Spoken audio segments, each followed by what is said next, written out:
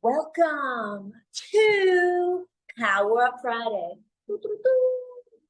It's time to get into the energies of this next week. It is the 17th. We're looking forward about 10-ish days. And the first things that come up right away is the art of standing your ground. There's going to be an energy coming in that is going to challenge you. It's going to be the perfect kind of challenge to allow you to reinforce your foundation so that you can move forward into your more distant future more confidently, more successfully, and in a higher vibration. But in order to get this fortified foundation, you do have to be challenged a little bit. So let's talk about the challenge. The challenge is going to try to uproot you, take you out of your integrity, take you out of your true, authentic self. It's going to try and take you out of your purpose in some way. Some people are going to be willing to go out of their purpose a little bit in order to get ahead faster. That's false, by the way. It's not like a real thing. It's not possible.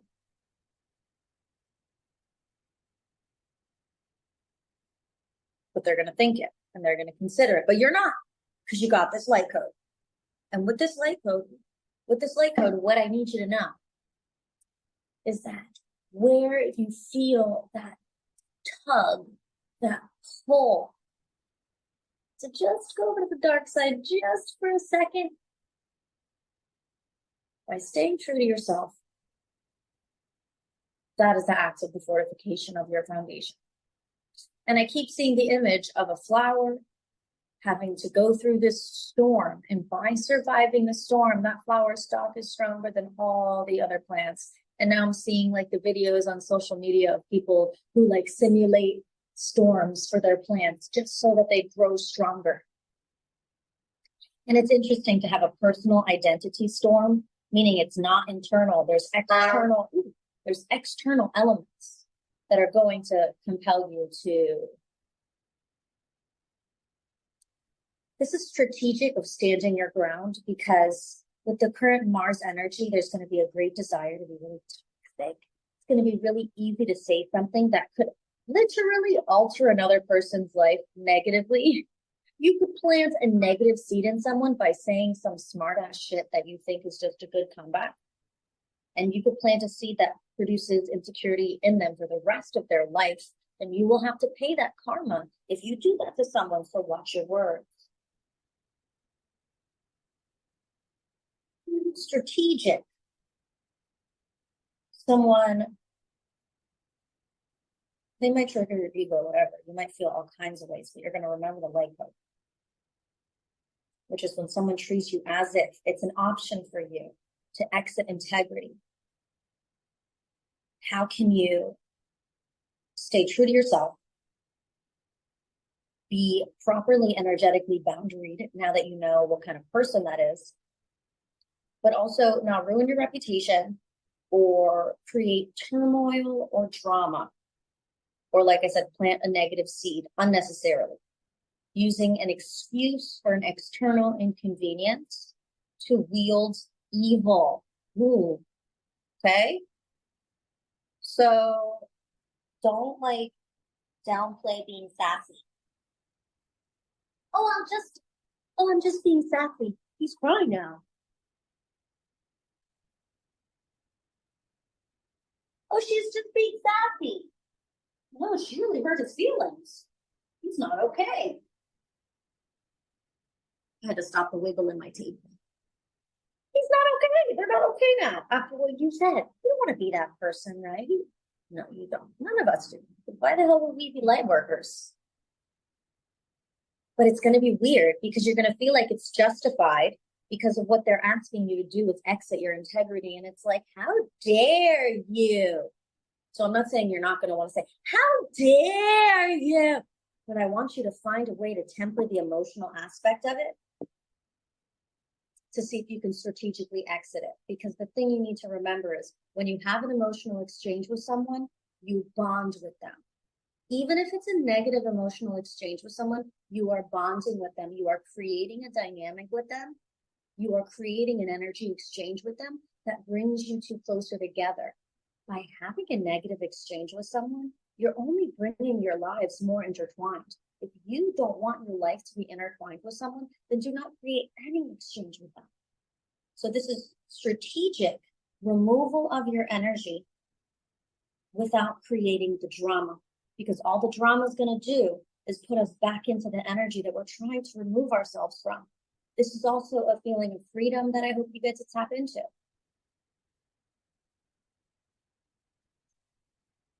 Because there's an energy of self-expectation that whenever you're ending something, there has to be a negative emotional component to it. If I end it, it's got to end in a fight.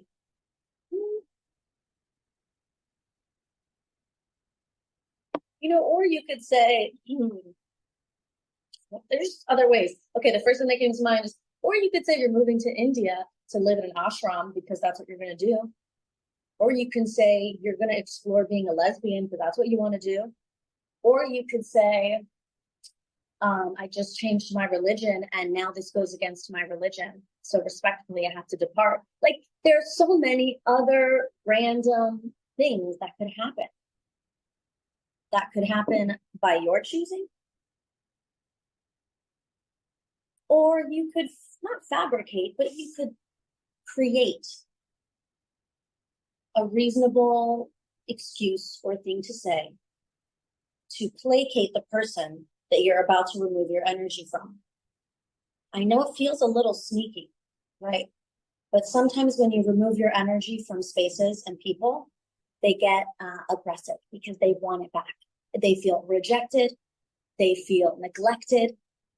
But if this is not your child or your partner or someone you're in contract with, then, who cares, right? It's your choice to do what you want with your energy. So the way that we are able to remove ourselves is by putting a little something in our place. You got to give them something to think about. They're going to be in an ashram. They're going to love it. We're doing this. And you give them something else. You give them another story. I'm not feeling big breakup energy. This kind of feels like acquaintances and friends. You're going to be shifting dynamic. This could be within your romantic relationship, shifting dynamics, choosing to extract your energy from exchanges that you now realize are not contributing to you having actually, technically, they are contributing to you having a fortified sense of self. However, once you fortified your sense of self against it, you know what it is and you see it for what it is, and you're going to want to pull your energy out of it because it served its purpose, and you're going to want to redirect back onto the path.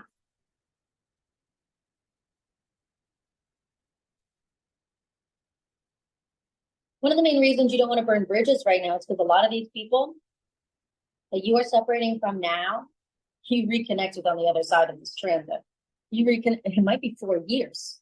It might be 4 to 6 years. It might be 12 years. Or it might not be that you guys are connected in person. You're across the country, but you work remotely for the same company. Like, weird connections. You never know why God needs someone to be in your life.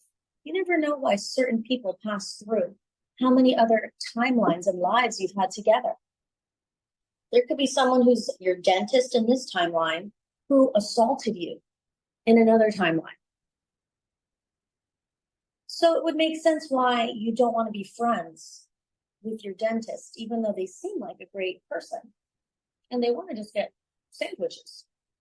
But I just have this feeling that makes sense why you wouldn't want to continue to exchange with them if maybe you have some past soul memory.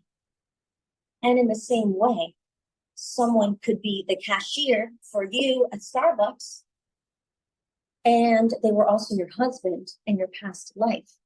And as soon as you two lock eyes,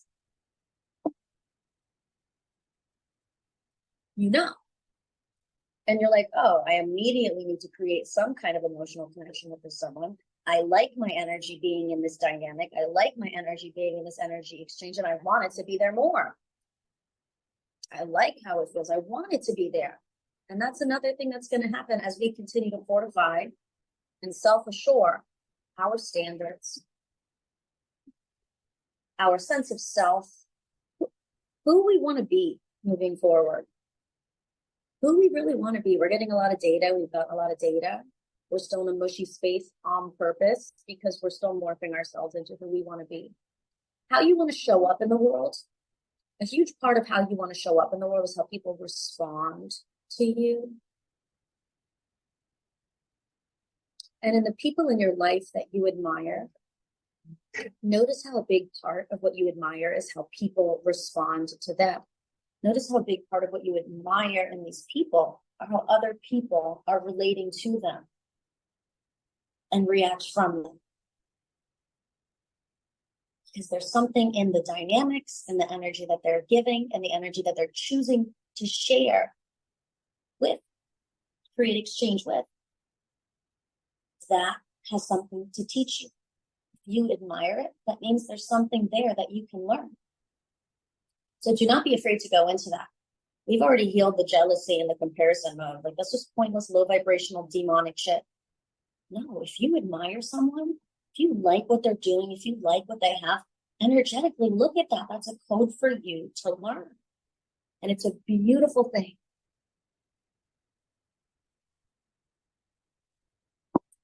People are probably already doing that with you too. Those are our light codes.